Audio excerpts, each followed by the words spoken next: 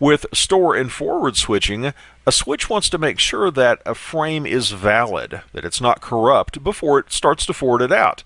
After all, that would just waste bandwidth if we're forwarding corrupted frames. So what the switch does, it waits until it receives the entire frame.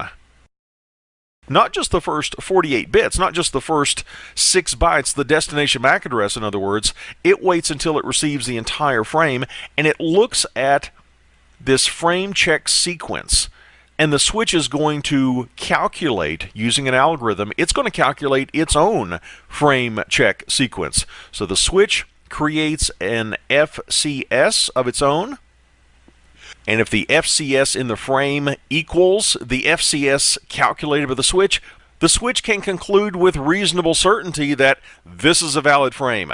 It has not been corrupted in transmission, therefore I feel comfortable forwarding it out toward the destination.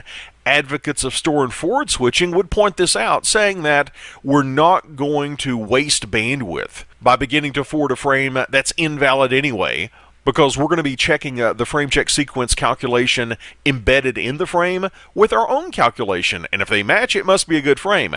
The downside is that this might be a little bit slower than cut-through switching, because we are waiting until we receive the entire frame before we begin forwarding that frame.